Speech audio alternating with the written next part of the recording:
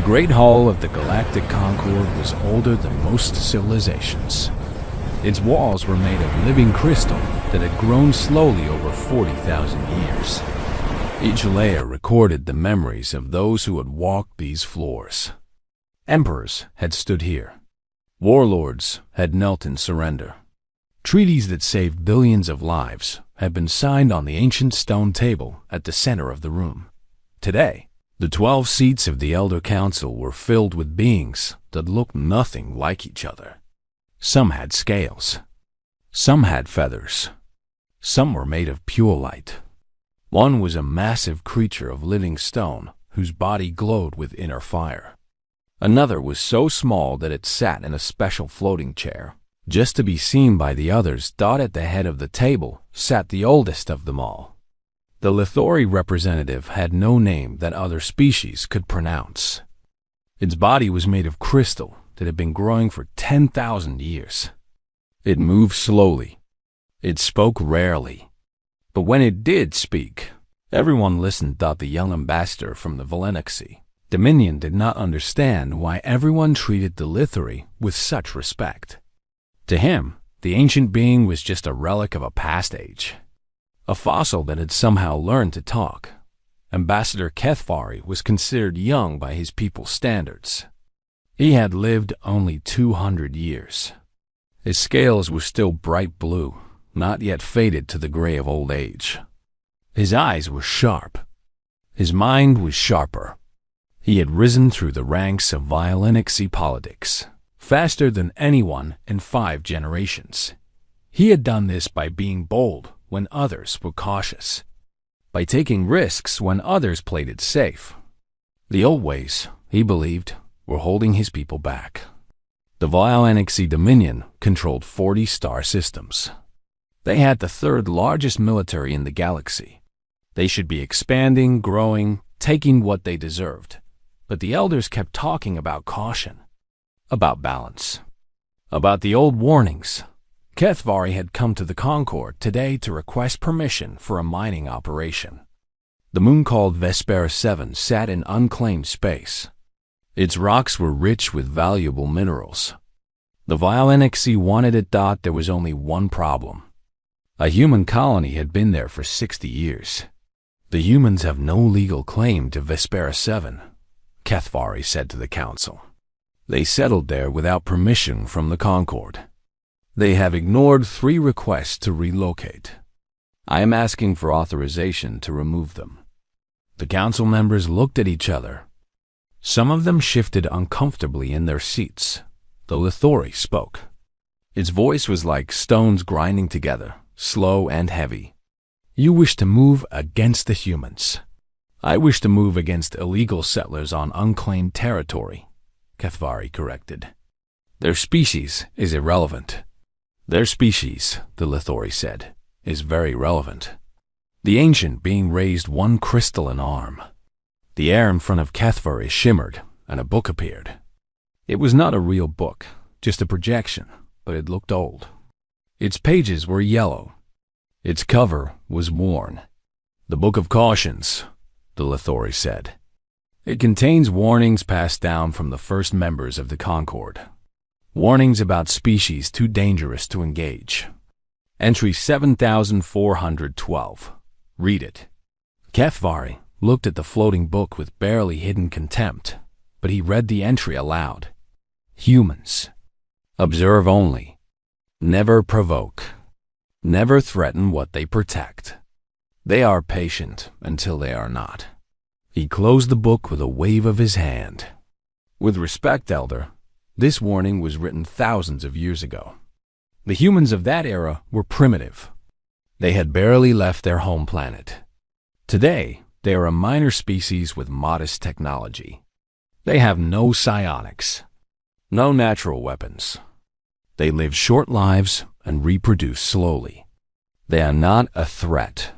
They are not a threat, the Lithori repeated slowly, because no one has threatened them in a very long time. This is not an accident. Another council member spoke up. It was the ambassador from the Kretak swarm, a species of insect-like beings who shared a group mind. The humans trade peacefully with all members of the Concord. They cause no trouble. They ask for little. Why would you risk disturbing this balance over a single moon? Because balance is another word for stagnation, Cathvari replied. The humans have grown comfortable. They believe they can settle wherever they wish, ignore all laws, and face no consequences. If we allow this, others will follow their example.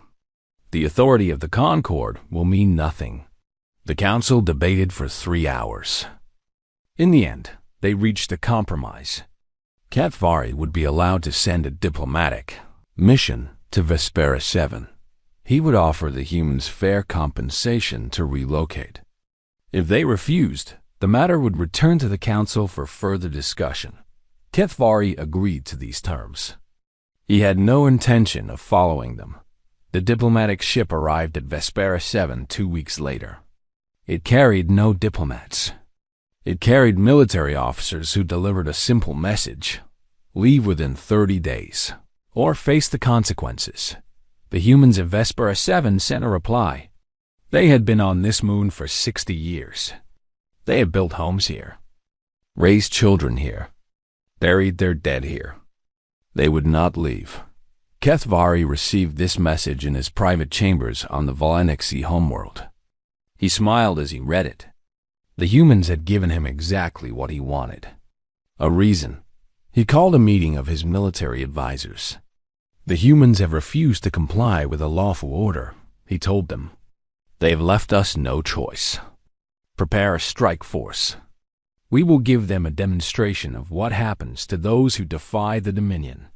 One of his advisors, an older officer named Verthan, raised a concern. Ambassador, the council authorized only diplomatic contact. An attack would violate our agreement. The council authorized me to resolve this situation, Cathvari replied. That is what I am doing. The elders live in the past. They are afraid of their own shadows. The humans are nothing. A firm hand now will save us years of trouble later.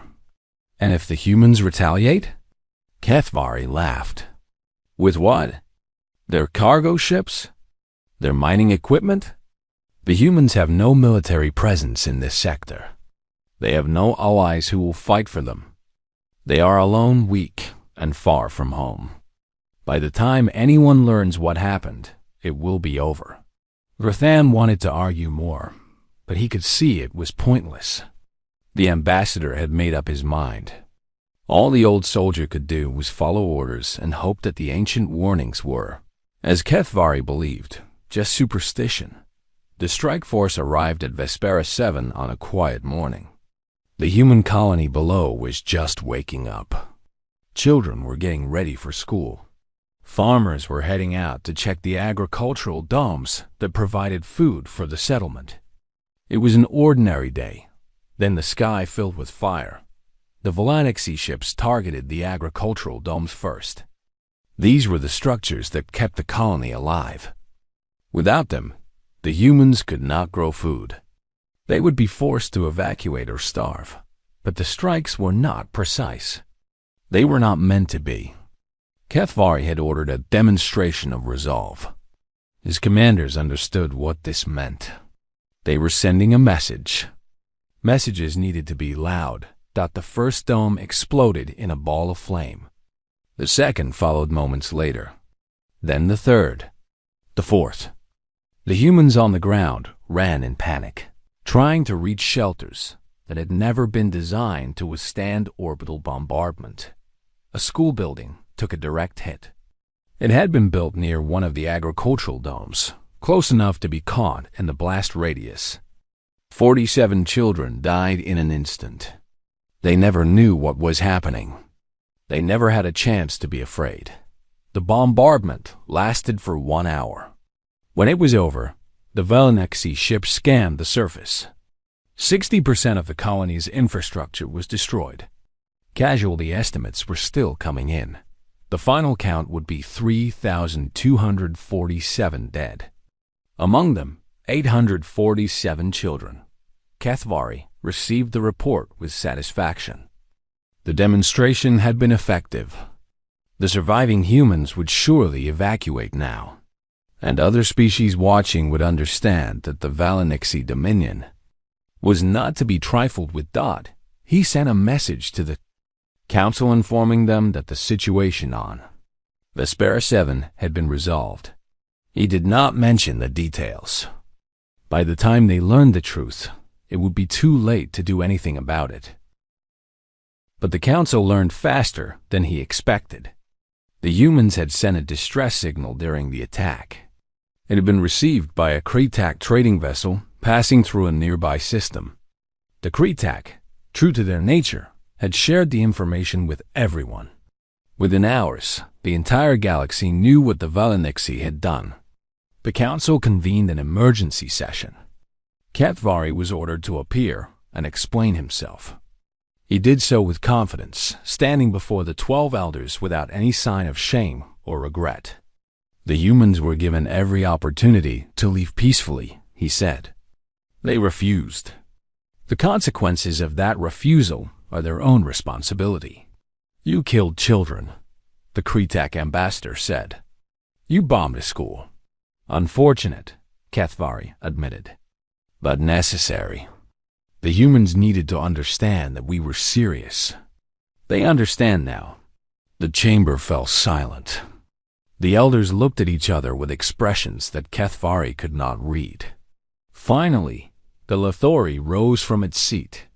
Its crystal body creaked with the movement. It walked slowly toward the exit. Where are you going? HFY demanded. This session is not over. The Lithori stopped. It turned its head to look at the young ambassador with eyes that had seen civilizations rise and fall. When it spoke, its voice was heavy with something that might have been sadness or pity.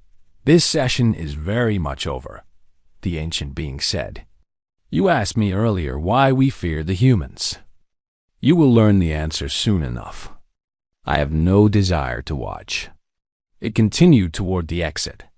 At the door, it paused one final time. Entry 7412 was not written by the first Concord, the Lithori said.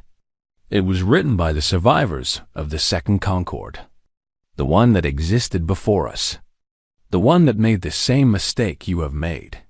What happened to them? HFY asked. The Lithori did not answer. It simply walked out of the chamber, leaving silence behind. The other elders followed one by one. None of them spoke to HFY. None of them looked at him. They simply left, as if the matter was already settled, as if there was nothing more to discuss. HFY stood alone in the great hall of the Galactic Concord. He told himself that the elders were fools, cowards, slaves to ancient superstitions that had no basis in reality. The humans were a minor species. They had no army, no fleet, no weapons that could threaten the Dominion. They would grieve for their dead, file protests that would go nowhere, and eventually accept that they could not fight back against a superior power. This was how the galaxy worked. The strong took what they wanted. The weak learned to accept it. HFY returned to his homeworld as a hero. The news broadcast praised his decisive action. Young Galactic looked up to him as a leader who was not afraid to do what was necessary. His political rivals were silent, unable to criticize someone so popular. He was certain that he had made the right choice. The humans would fade into history as a cautionary tale about what happened to those who defied the Galactic Dominion. He was wrong. In the human territories, millions of light years away, the news of Vespera 7 spread like wildfire. Every human in the galaxy learned what had happened. They saw the images of burning domes. They heard the names of the dead. They watched videos of children's belongings scattered in the rubble. And something changed. It was not a dramatic change. There were no angry speeches, no calls for immediate revenge, no protests in the streets. Humans did not react the way other species expected them to react. They simply grew quiet. Factories that had been producing consumer goods began producing something else. Scientists who had been working on medical research changed their focus. Engineers who had been designing better starship engines started designing something different. And across human space, people who had never met each other, who had no central leadership telling them what to do, came to the same conclusion independently. The Violinici had killed their children. This would not stand. The response was coming. It would not be fast. It would not be emotional. It would be patient, thorough, and complete. The humans had a saying passed down from their earliest history: revenge is a dish best served cold. The Violinici were about to learn what that meant. 3 weeks passed after the attack on Vespera 7. Ambassador Cathvari waited for the human response. Every morning, he checked the intelligence reports. Every evening, he asked his advisors the same question: what are the humans doing? The answer was always the same. Nothing. No diplomatic protests had been filed with the Galactic Concord. No military ships had been detected moving toward Violinici space. No angry messages had been broadcast across communication networks. The humans had simply gone silent. At first, Cathvari was confused. He had expected something. Angry words, at least. Perhaps economic sanctions.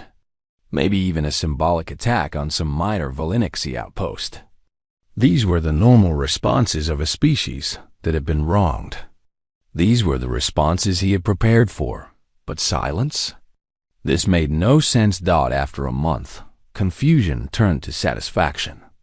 The humans, he decided, were simply too weak to respond. They had looked at the power of the Violinici Dominion and realized they had no chance. They were accepting their defeat with quiet dignity. Cathvari called a press conference. He stood before the cameras with a proud smile on his face. The situation with the human colony has been resolved, he announced.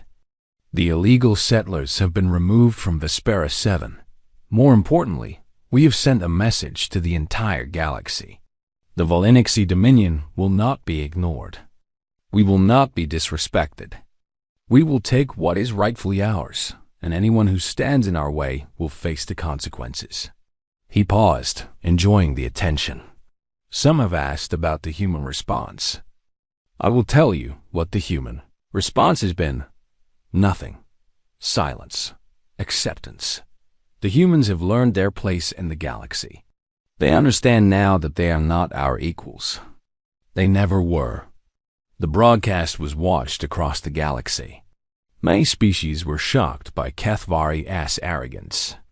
A few were impressed by his boldness.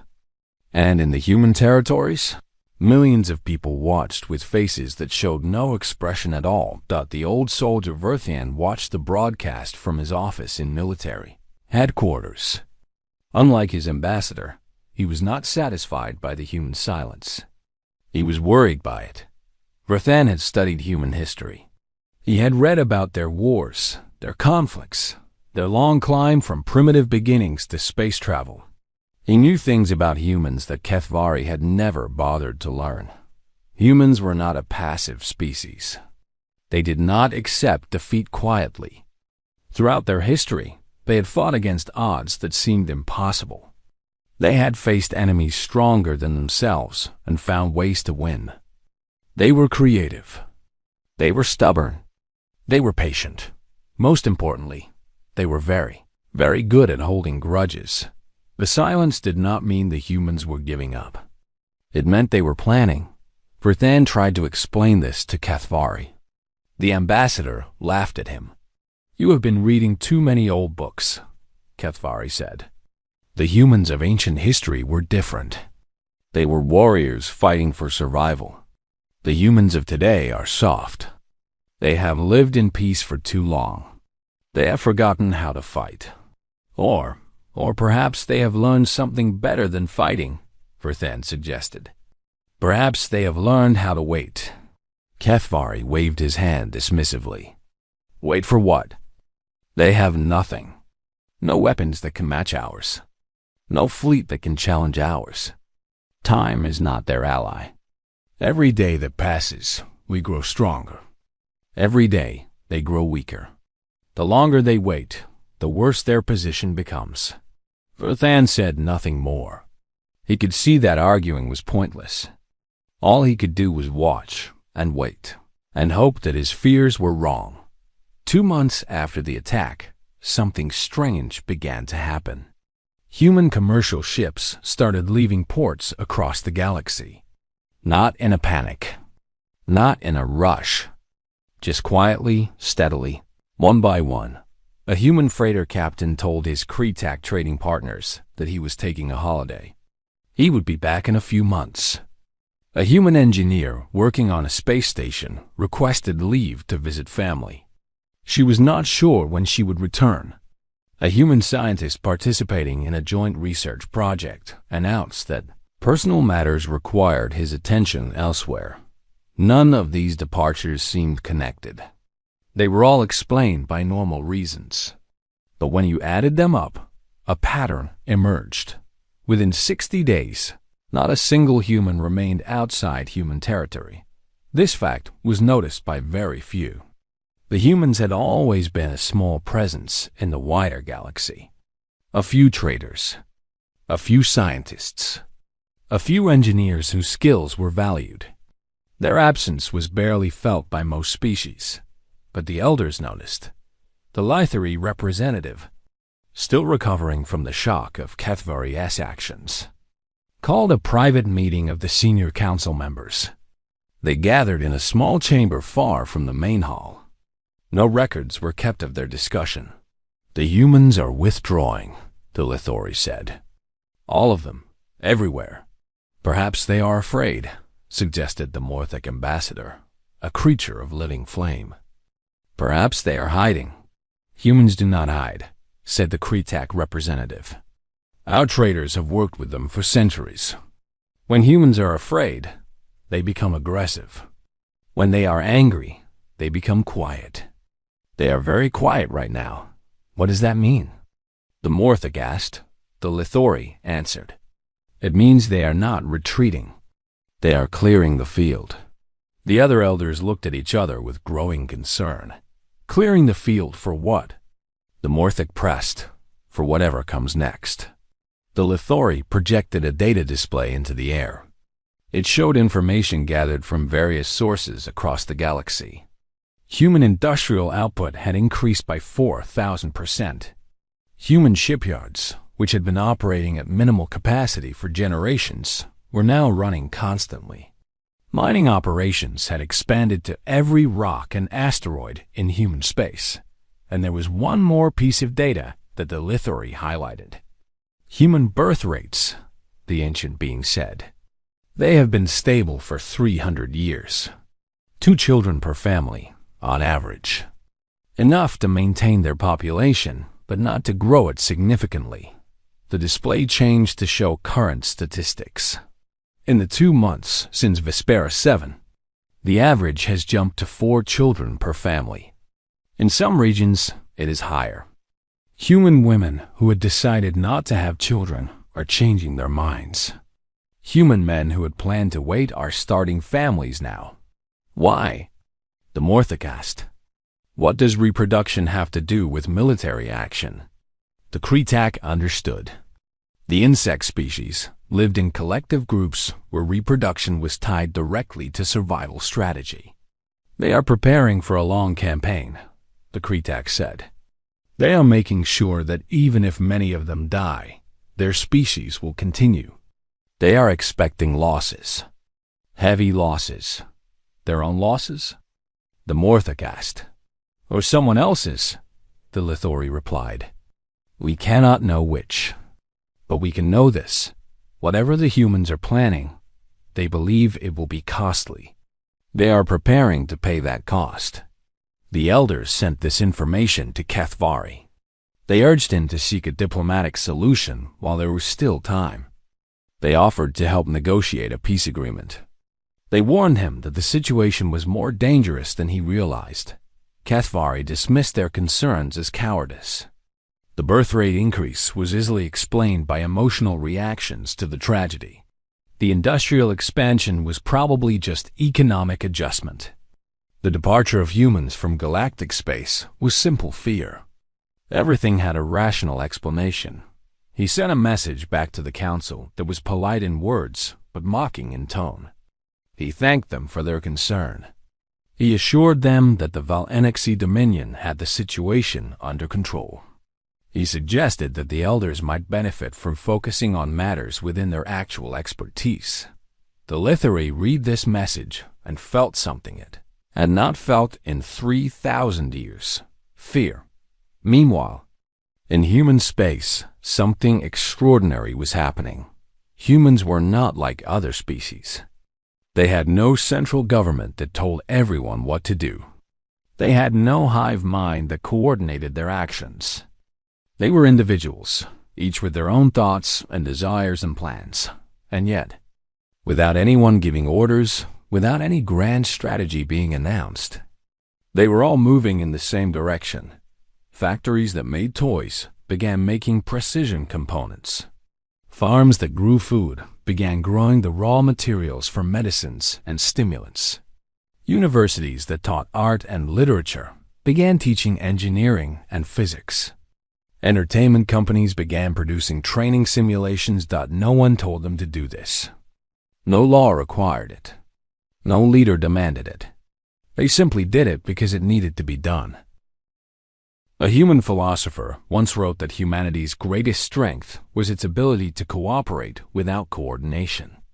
Other species needed leaders and orders and strict hierarchies.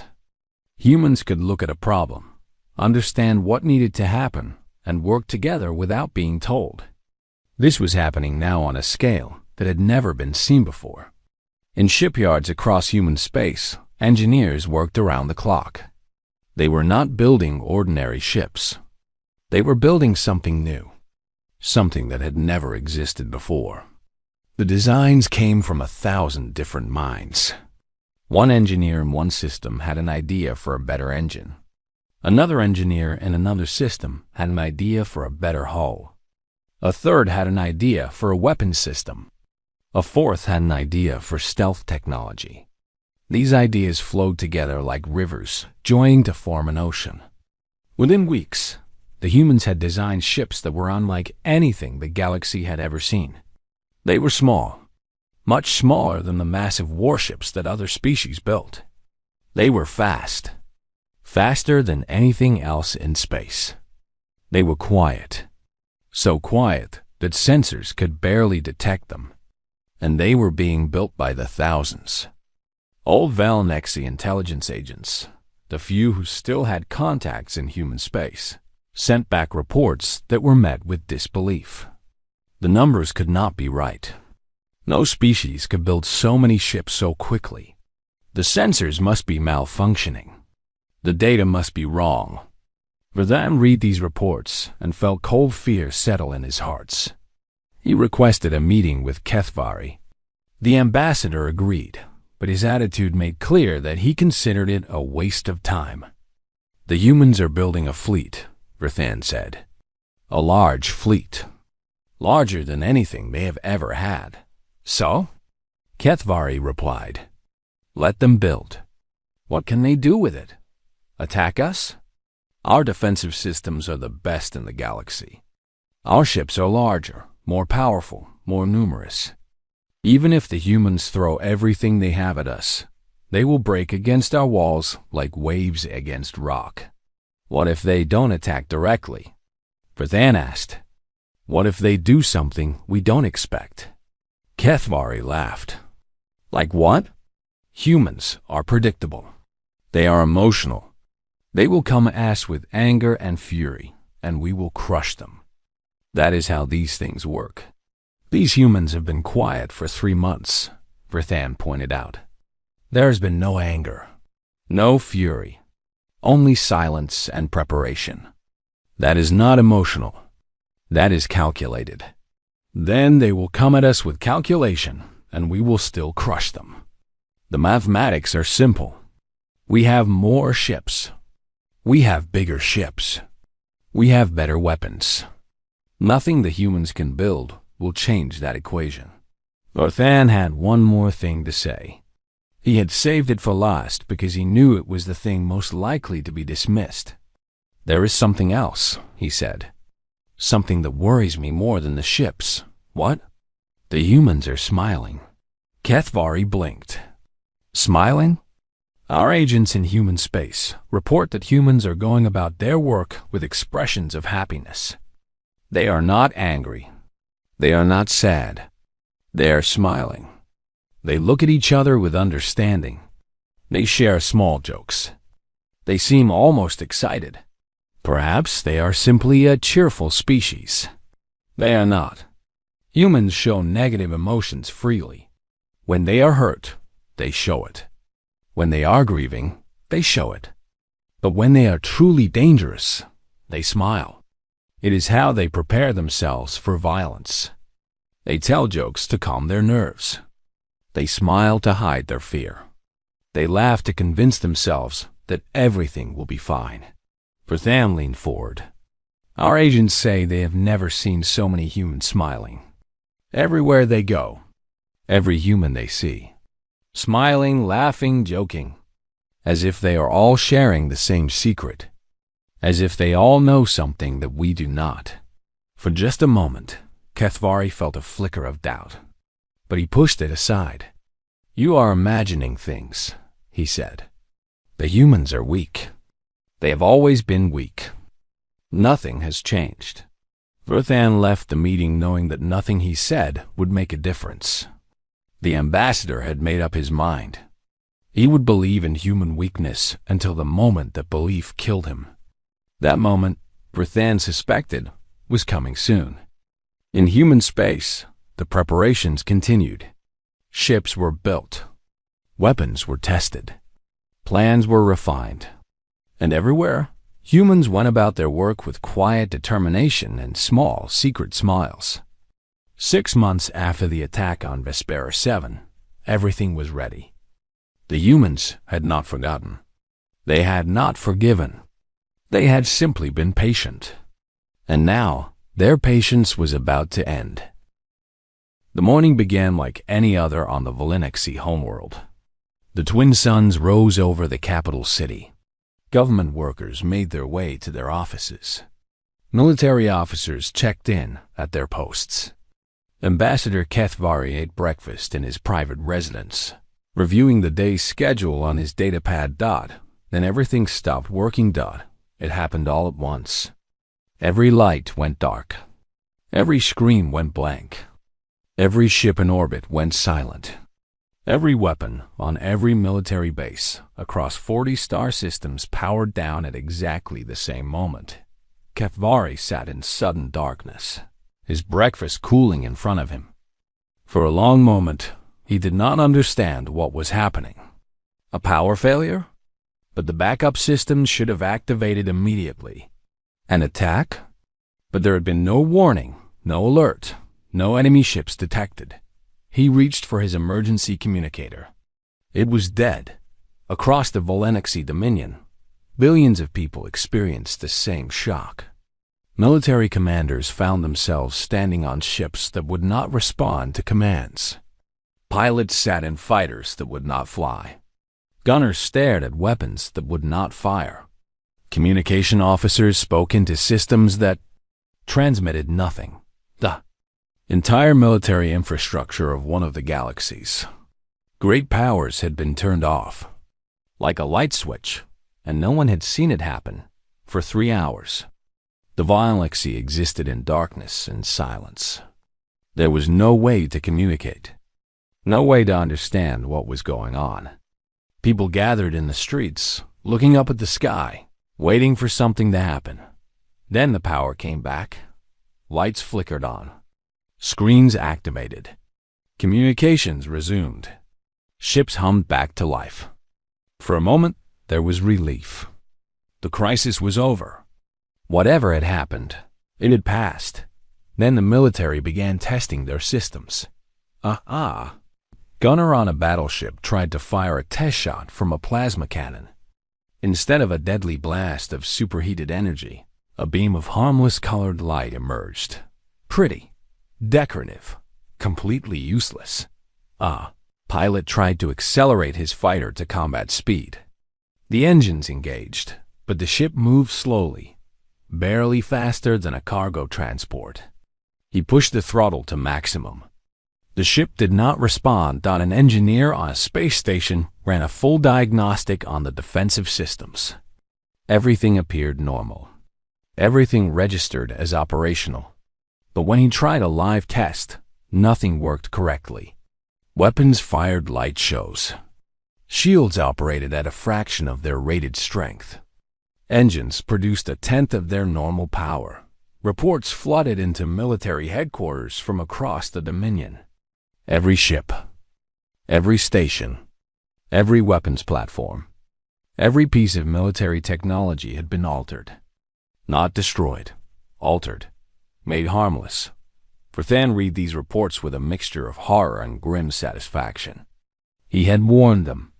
He had told them the humans were dangerous. No one had listened. Now they would all learn together. How is this possible? Katvari demanded when he finally reached military headquarters. How could they do this to every system at once? They would have needed access to every ship, every base, every piece of equipment. They had access, Frathan said quietly. That's impossible. Our security is the best in the galaxy. Apparently not.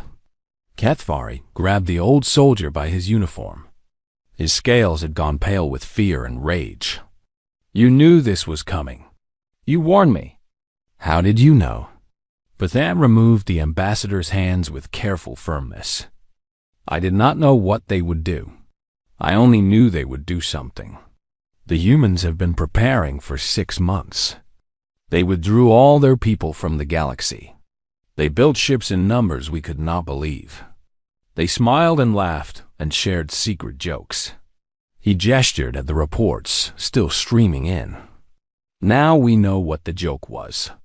They were already here. They were already inside our systems. They had been for months, perhaps years, waiting, watching, learning every weakness. And when they were ready, they simply reached out and turned us off. But no one detected them. Katvari protested. Our sensors never reported any intrusion. Our sensors also never detected them leaving, Frathan pointed out. Think about that. Thousands of human ships entered our space, moved through our territories, accessed our most secure facilities, and left again. And we saw nothing. We knew nothing. The only reason we know they were here at all is because they wanted us to know. Before Katvari could respond, a new alert flashed across every screen in the headquarters. A broadcast was being transmitted on all frequencies. Every communication device in the Dominion was receiving it. A single human ship had appeared at the edge of Volenicsy space. It was small, unimpressive, completely unremarkable. It looked like a civilian transport, the kind of vessel that carried cargo between systems. But this vessel carried a message. The broadcast began with an image. A child's shoe, small and worn, covered in dust and ash. It had been recovered from the rubble of Vespera 7. It had belonged to a girl named Emma, who had been 7 years old when she died. Then a human voice spoke. It was calm, patient, completely without emotion. The Volenicsy Dominion killed 3,247 of our people on the moon called Vespera 7. Among the dead were 847 children. The youngest was 3 months old. The oldest was 17 years.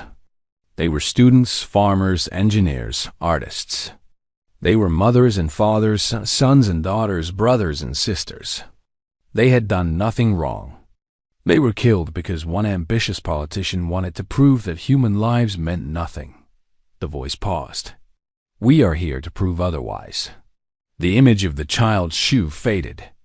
It was replaced by a list of names. All 3,247 of them. They scrolled slowly across the screen, each one displayed for a moment before moving on. For each life taken, we will extract 1 year of penance from the Volenicsy Dominion. That is 3,247 years. Your grandchildren's grandchildren will still be paying for what you have done. The scrolling names continued. You have already experienced the first stage of this penance. Your military has been rendered ineffective. Your weapons are toys. Your ships are slow. Your defenses are weak. You are helpless. Another pause. This is not vengeance. Vengeance would have been faster. Vengeance would have been a fleet arriving in your space and burning your worlds the way you burned ours. We could have done that. We chose not to. The names kept scrolling. Emma, age 7. Marcus, age 12. Sarah, age 5. David, age 16. Instead, you will live. You will live knowing that you are alive only because we permit it. You will live knowing that at any moment, for the next 3,000 years, we could come back and finish what we started. But we will not, because killing you would end your punishment, and you deserve to be punished for a very long time. The broadcast ended. The screens went dark. The single human ship turned and jumped away into faster-than-light travel, disappearing as quietly as it had arrived. For a long moment, no one in the military headquarters spoke. They stood in silence, staring at the blank screens, trying to process what they had just witnessed. Cathvari was the first to move. He grabbed a communication device and began issuing orders. Find that ship. Track its course. I want to know where it went. And get our engineers working on reversing whatever the humans did to our systems. There must be a way to fix this. Officers scrambled to obey, grateful for something to do. But Verthan remained still, watching the chaos with tired eyes. It will not help, he said quietly. Cathvari spun to face him. What? Finding the ship will not help. It is one of thousands. Fixing our systems will not help. The humans can simply do it again. Fighting back will not help. We have nothing to fight with. Then what do you suggest? Cathvari demanded. That we simply accept this? That we bow down to these creatures? I suggest that we acknowledge reality, Verthan replied. We attacked a human colony. We killed their children. We boasted about it to the galaxy. And now we are facing the consequences. He looked out the window at the city beyond. Somewhere out there, billions of Villanexi were learning the same lesson. The humans could have destroyed us. They had the power. They had the opportunity. They chose not to. Perhaps that means something. Perhaps there is still a chance to limit the damage if we handle this wisely. Handle it wisely? Cathvari's voice rose to a shout. They have crippled us. They have humiliated us. They are demanding 3,000 years of penance. How do you handle that wisely? By not making it worse, Verthan said simply. Across the galaxy, the news of what had happened to the Villanexi spread quickly. Every species learned that human ships had entered and left Villanexi space without being detected. Every species learned that the entire Villanexi military had been rendered helpless in an instant. The implications were terrifying. If the humans could do this to the Villanexi, they could do it to anyone. No one was safe. No defensive system was secure. The humans had been living peacefully among them for centuries. And in that time, they had apparently been studying every species, learning every weakness, preparing for a day that might never come. That day had come. The Galactic Concord convened an emergency session. The Great Hall was packed with representatives from every member species. Fear hung in the air like smoke. The Lithori presided over the meeting. The ancient being looked even older than usual. Its crystal body seemed dimmer, as if the events of recent months had drained something essential from it. We have received a communication from the humans, the Lithori announced. They wish to address this council. I have agreed to allow this. The massive screens in the hall activated. A human appeared. She was middle-aged, with gray in her hair and lines on her face. She wore simple clothing, nothing that indicated rank or authority. She could have been anyone's mother, anyone's neighbor, anyone's friend. "My name is Sarah Chun," she said. "I have been asked to speak for humanity today." The council waited. "We have taken action against the Galactic Dominion. You have all seen the results. Some of you are afraid that you might be next. I am here to tell you that this fear is reasonable, but also manageable." She folded her hands in front of her. "We are not conquerors. We have no desire to rule the galaxy. We do not want your worlds, your resources, or your submission. We want only to be left in peace. For centuries, we have lived quietly among you. We have traded fairly. We have shared knowledge freely. We have asked for nothing but the chance to exist." Her eyes seemed to look at each representative individually. Vespera 7 was a test.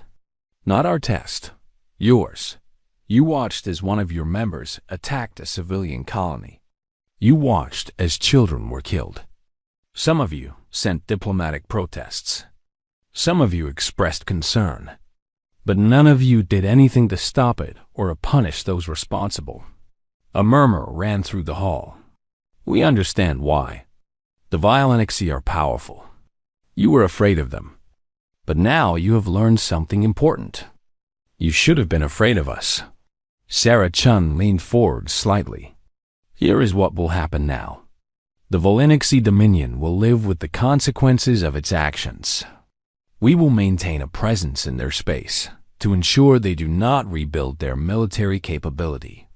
This will continue for 3,247 years, 1 year for each life they took."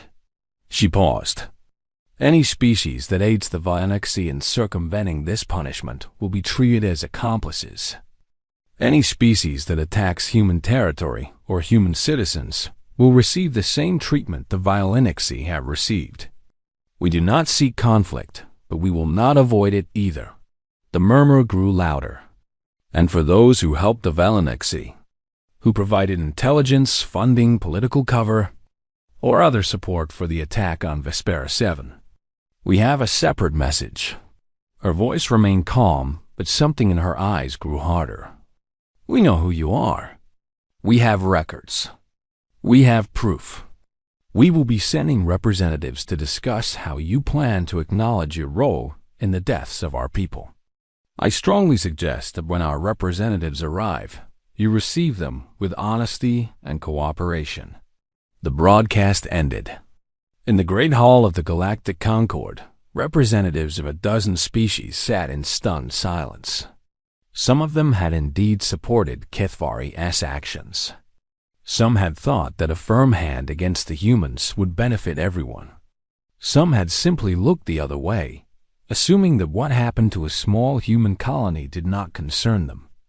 Now they understood how wrong they had been. The Lithori rose from its seat. His voice was heavy with something that might have been satisfaction or might have been sorrow. "The humans have spoken. I believe they mean exactly what they say. Those of you who were involved in the Vespera 7 attack would be wise to consider your options carefully." The ancient being turned to leave. "The council is adjourned. I suspect we will all have much to discuss in the days to come."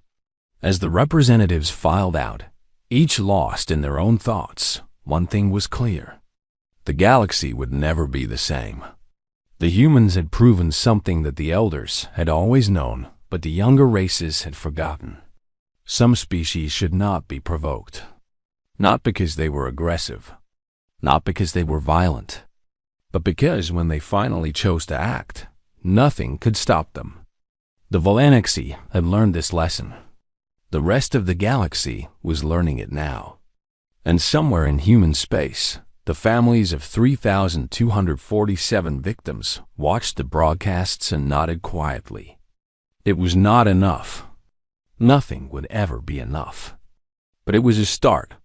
Justice would be slow. Justice would be patient. Justice would be complete. The humans had waited 6 months to respond to the attack on Vespera 7. They would wait 3,000 years to finish their response.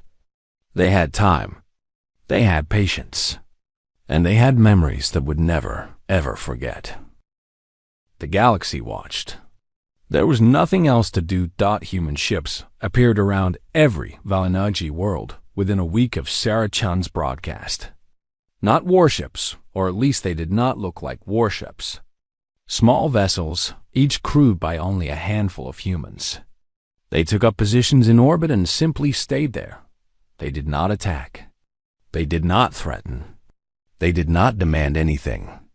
They just watched. Every day, Valinaxi citizens looked up at the sky and saw those ships hanging there, silent, patient, waiting. Some Valinaxi tried to ignore them. They went about their daily lives as if nothing had changed. They told themselves that the humans were just trying to intimidate them, that eventually the humans would get bored and leave, that things would go back to normal. These people were wrong. A month after the human ships arrived, a Valinixi military governor named Thrakenar decided to test the situation. He commanded one of the outer colonies, a world far from the center of power. He had been quietly gathering resources and rebuilding a small fleet of warships, hoping to restore some measure of Valinixi military strength. He worked in secret. He used hidden facilities. He avoided all normal communication channels. He was certain that the humans could not know what he was doing. He was wrong about that too. One morning, Thrakenar woke to find that his secret fleet no longer existed. The ships were still there, physically present in their hidden docks. But every single system had been disabled. Engines, weapons, life support, everything. They were dead metal, useless for anything except scrap. There was no message, no warning, no explanation. The humans did not even acknowledge what they had done. They simply did it and went back to watching. Thrakenar tried again a year later. He used different techniques, different facilities, different security protocols. The result was the same. His new fleet was disabled before it could ever leave dock. He tried a third time, a fourth time, a fifth. Each time, no matter how clever his precautions, the humans found out. Each time, his work was undone with silent efficiency. Finally, Thrakenar gave up. He sent a message to the human ships orbiting his world.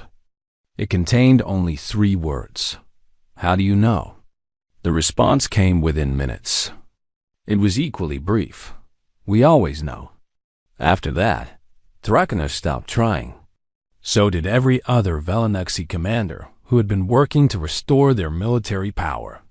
The lesson was clear. There was no hiding from the humans. There was no outsmarting them. There was only accepting the situation and living with it.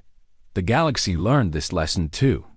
Species that had quietly supported the attack on Vespera 7 began receiving visits from human diplomats. The Morthic Empire was one of the first. They had provided intelligence to the Valinixi, information about human shipping routes and colony defenses. When Kethvari planned his attack, Morthic data had helped him choose the optimal time and approach. The Morthic Emperor was a creature of living flame, ancient and proud. He had ruled his empire for 3,000 years. He had seen dozens of species rise and fall. He had never bowed to anyone. When the human diplomatic ship arrived, he refused to receive them. He sent a message telling them to leave his space immediately. The humans did not leave. They did not respond to his message. They simply remained where they were, a single small ship hanging in orbit around the Morthic homeworld. After a week, the Emperor sent a fleet to drive them away.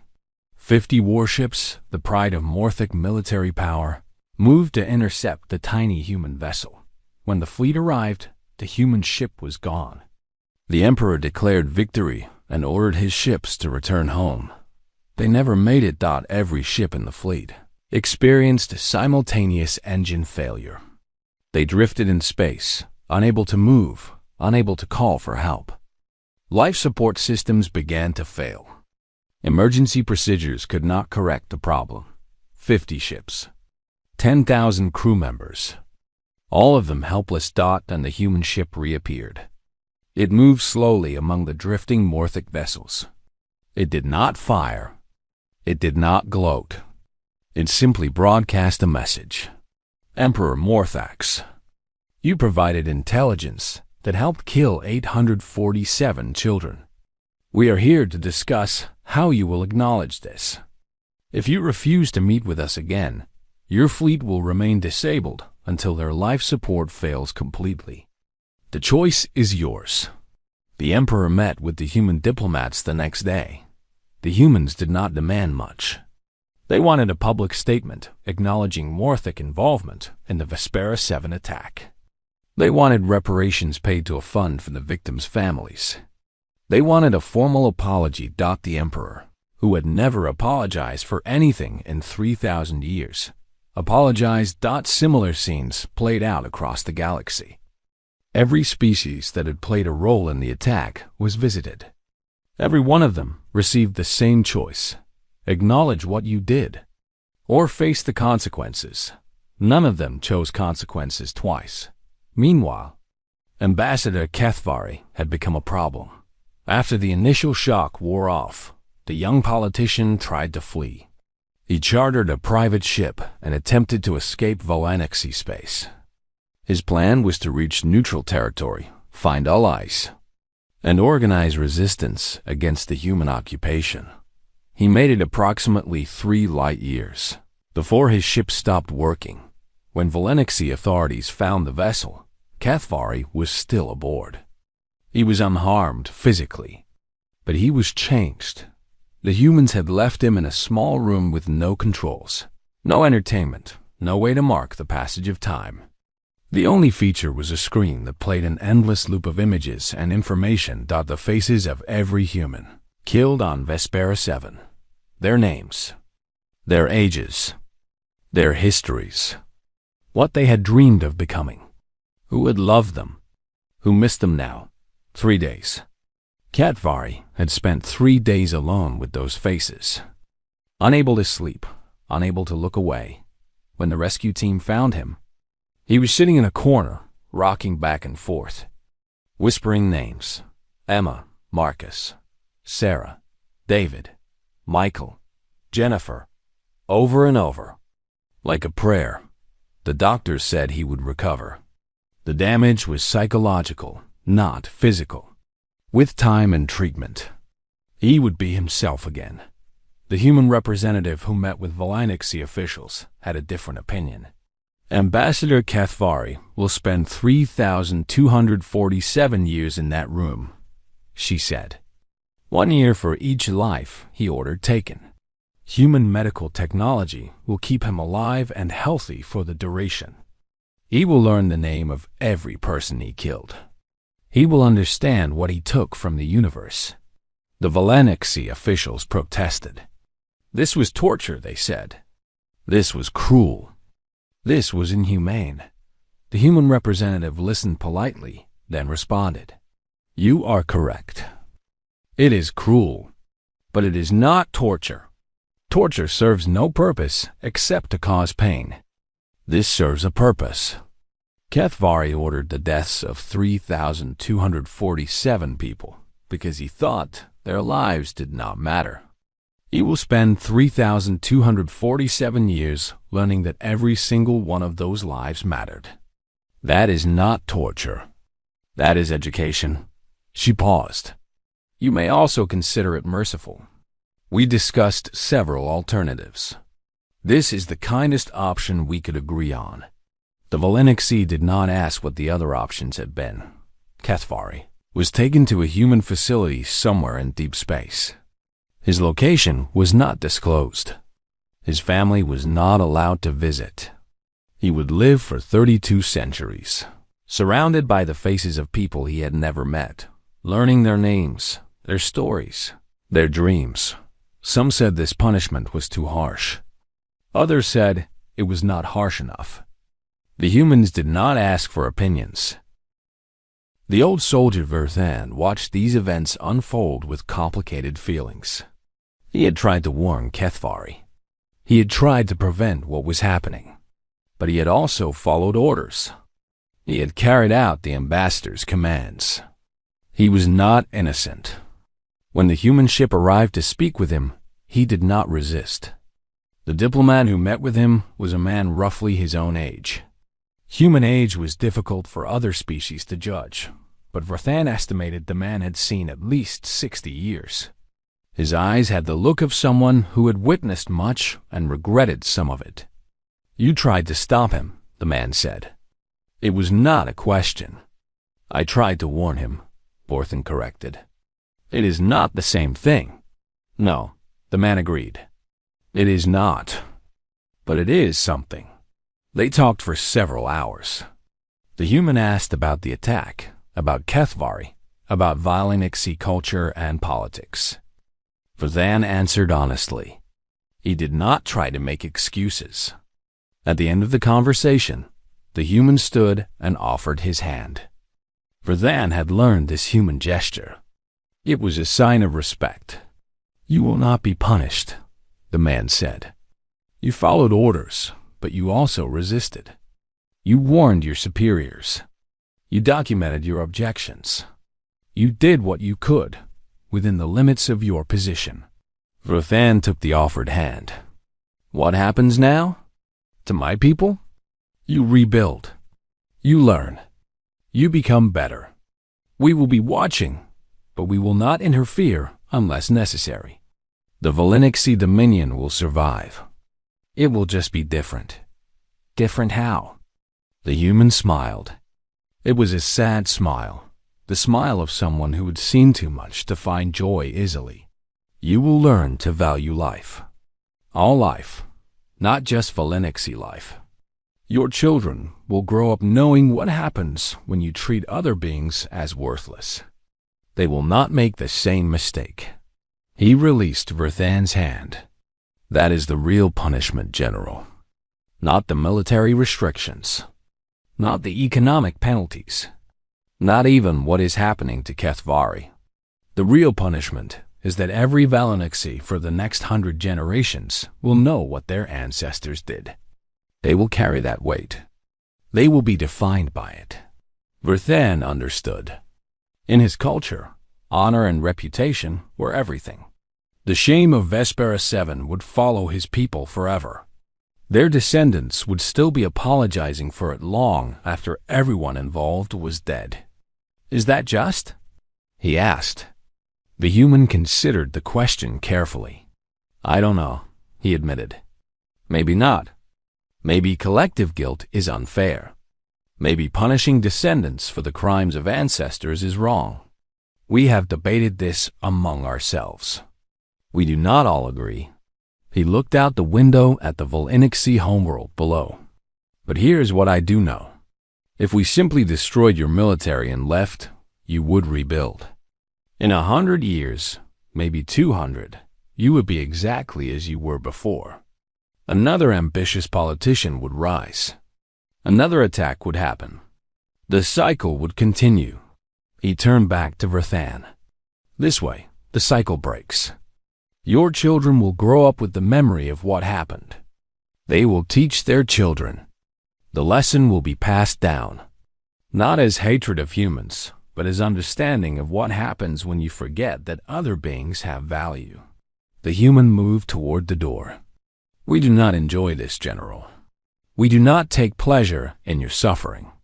We are doing what we believe is necessary to make sure nothing like Vespera 7 ever happens again.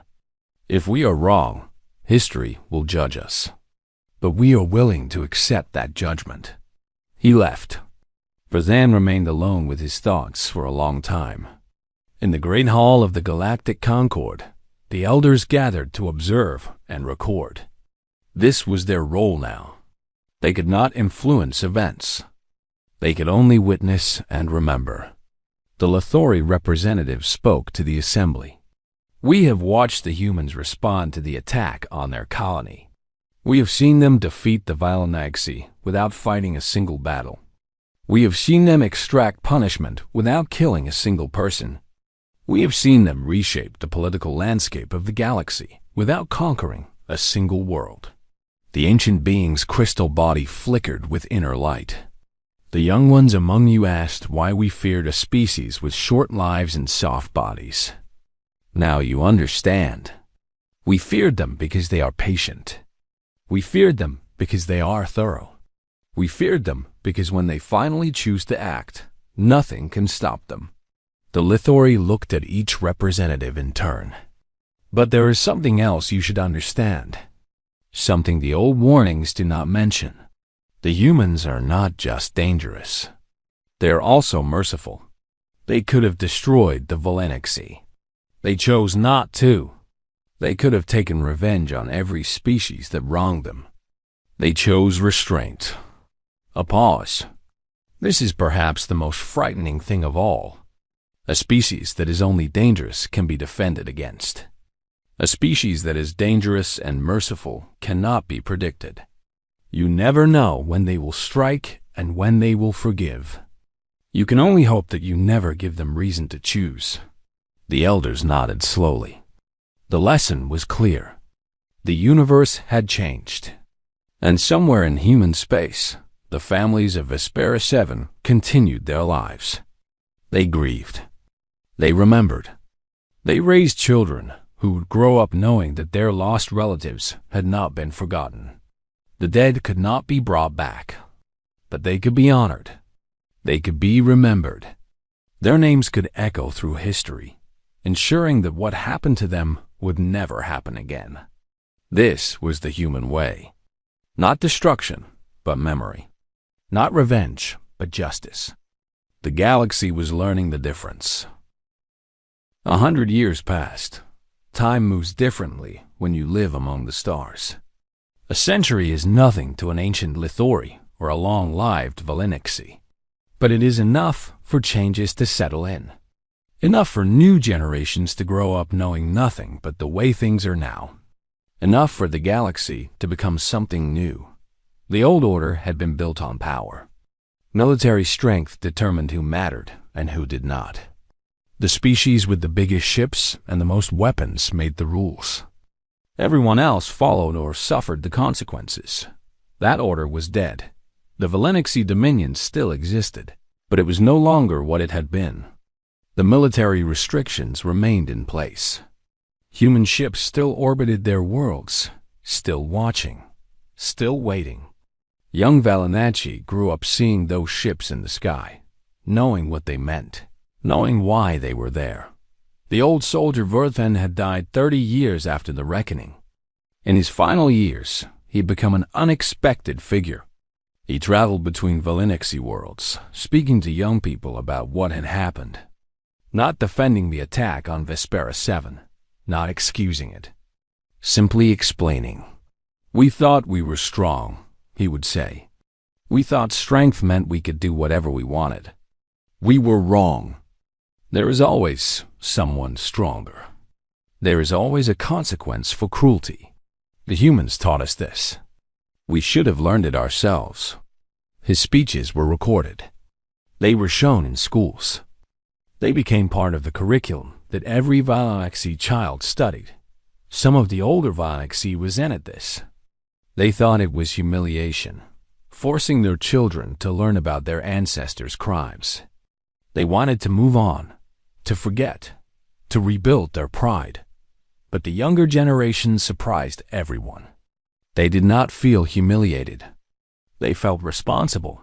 A young Galactic diplomat named Kiravel was one of the first to speak about this publicly. She was only 40 years old, born long after Vespera 7, raised in the shadow of human ships. My grandfather supported the attack, she said in an interview that was broadcast across the galaxy. He did not fire the weapons, but he voted for the politicians who ordered it. He cheered when he heard the news. He thought the humans had learned their place.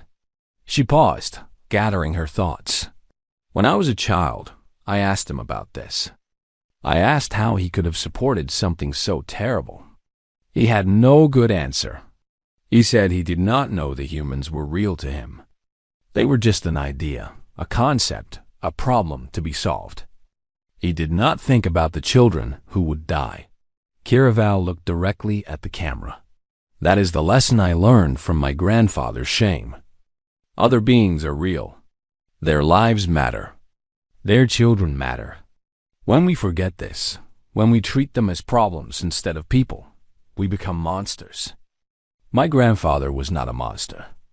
He was an ordinary person who forgot a simple truth. I will not forget it. Her interview was watched by billions. It sparked conversations across the galaxy about guilt, responsibility, and the possibility of redemption. Meanwhile, Ambassador Kethvari continued his punishment. It had been 100 years. He had learned thousands of names. He knew the faces of every child who had died on Vespera 7. He knew their favorite games, their dreams for the future, the last words they had spoken to their parents. Human medical technology kept him young. He would not age during his imprisonment. When he finally emerged in 3,000 years, he would be physically the same as when he entered, but mentally, spiritually, he was already a different person. The humans allowed occasional interviews with him. These were recorded and shared, though Kethvari had no control over when or how they were released. In one interview, conducted 70 years into his punishment, he was asked if he regretted his actions. Regret is not a strong enough word, he said. His voice was quiet, barely above a whisper. I destroyed 3,247 universes. That is how I think of it now. Every person is a universe unto themselves. A complete world of experiences, memories, hopes, fears. When you kill someone, you do not just end a life. You end a universe. He stared at something beyond the camera. I ended 847 of those universes before they even had a chance to grow. Children. They would have become scientists. Artists, teachers, parents. They would have loved and been loved. They would have changed the galaxy in ways I cannot imagine. And I erased them because I wanted political power. Tears ran down his face. If I could go back, I would stop myself. I would grab that young, arrogant fool by the throat and shake him until he understood. But I cannot go back. I can only go forward. I can only learn every name, every face, every story. I can only carry them with me forever. The interview ended there. Some who watched it felt pity for Kethvari. Others felt he deserved every moment of his suffering. The humans did not comment. They simply continued his punishment as promised. Across the galaxy, the political landscape had changed in ways no one had predicted. The old hierarchies based on military might had crumbled. What good was a massive fleet if the humans could disable it without firing a shot? What good were powerful weapons if they could be turned to toys overnight? New forms of power emerged. Economic influence, scientific cooperation, cultural exchange. These were things the humans could not simply turn off. These were forms of strength that did not depend on the ability to destroy. The Concord adapted. Treaties were rewritten. Trade agreements were renegotiated. Species that had once threatened each other now found themselves working together, pooling resources, sharing knowledge. It was not perfect. There were still conflicts, still disagreements, still moments of tension. But the nature of those conflicts had changed. No one wanted to be the next Valinixi. No one wanted to attract human attention for the wrong reasons. The humans themselves had changed. In the century since Vespera 7, they had become more visible in galactic affairs. Not dominant, not controlling, but present. Human diplomats served on major councils. Human scientists worked in research facilities across the galaxy. Human traders moved goods between star systems, but there was something different about them now. Other species could feel it. Before Vespera 7, humans had been seen as soft, peaceful, almost passive. They smiled a lot. They made friends easily. They seemed to want nothing more than to get along with everyone. Now, other species understood that this friendliness was a choice. The humans were friendly because they wanted to be, not because they had to be. Behind those smiles was something else. Something patient and watchful. Something that would never forget and never forgive unprovoked violence. A human philosopher named Marcus Webb wrote about this in a book that became widely read across the galaxy. "We are not a warlike species by nature," he wrote. "We prefer peace. We prefer cooperation. We prefer friendship. But we are capable of war. We are capable of destruction on a scale that would horrify most other species. We choose not to use this capability, not because we lack it, but because we believe there are better ways to solve problems." He continued, "The lesson of Vespera 7 is not that humans are dangerous. Every species is dangerous in certain circumstances. The lesson is that we have learned to control our danger. We have learned to channel it into response rather than aggression.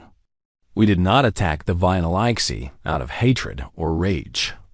We responded to an injustice with measured, appropriate consequences. This is maturity.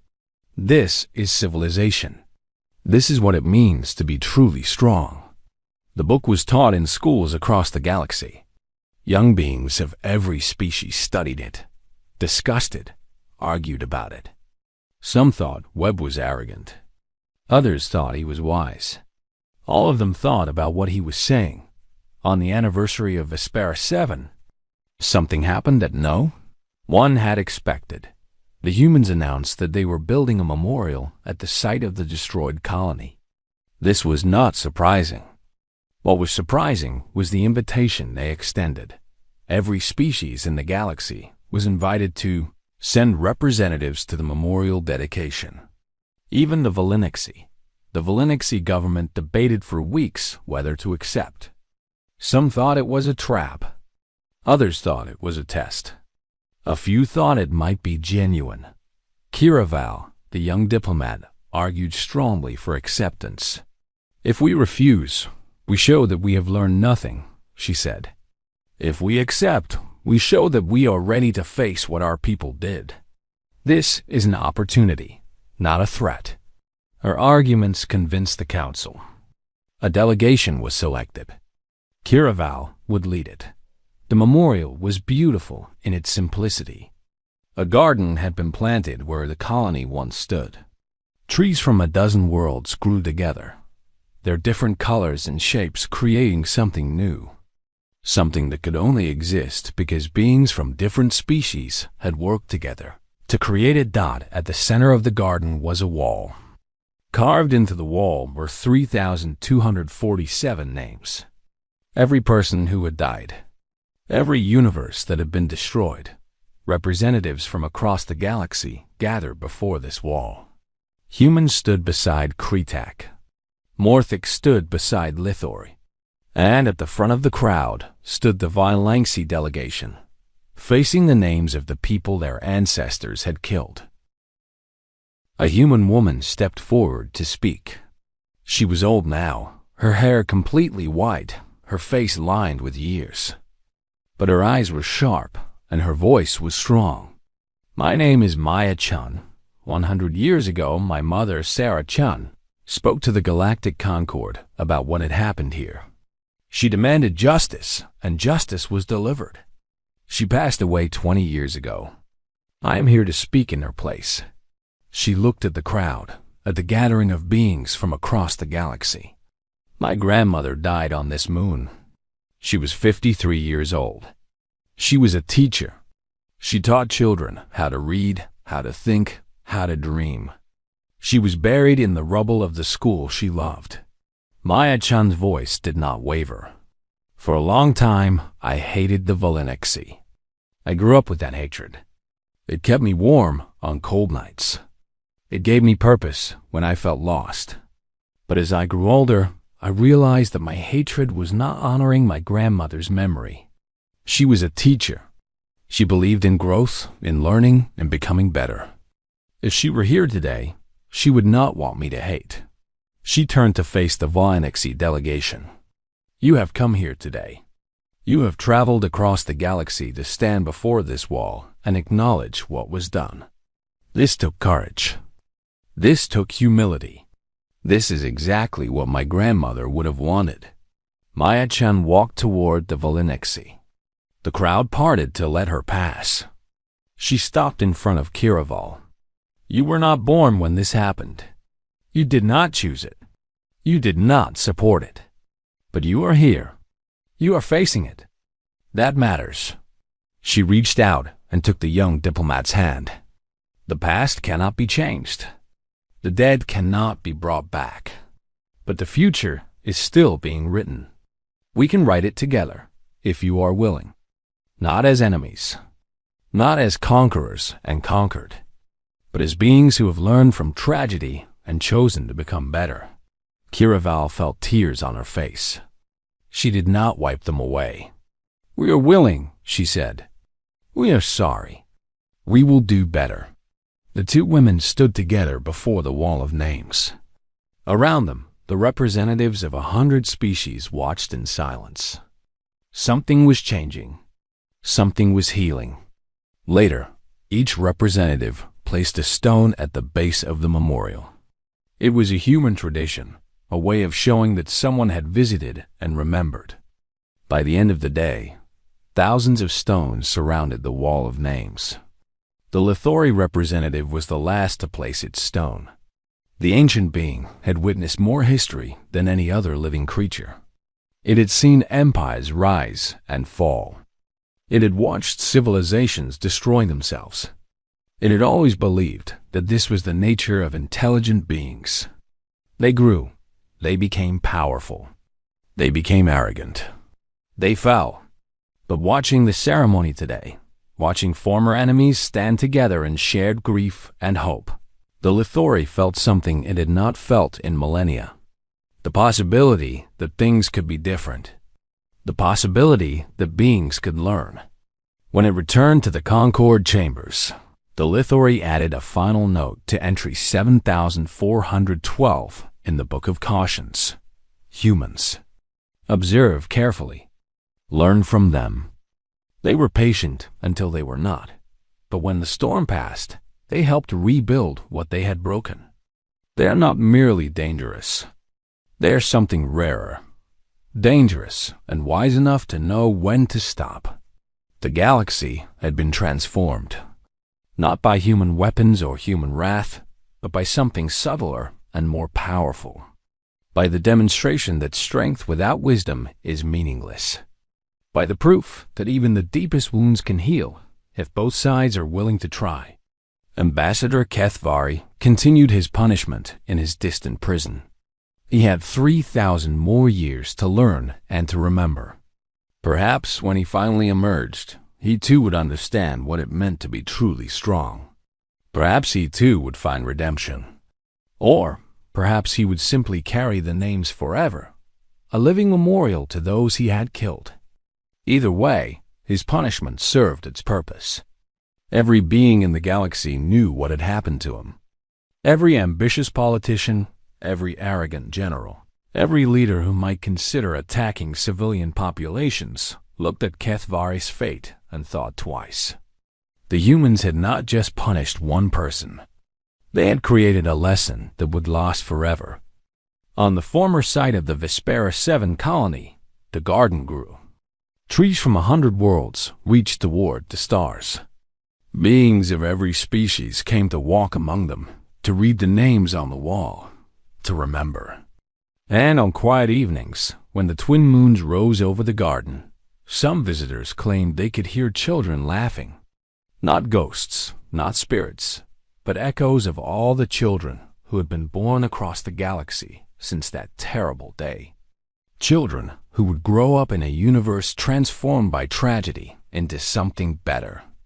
This was the true legacy of Vespera 7, not the death, not the punishment, not the fear.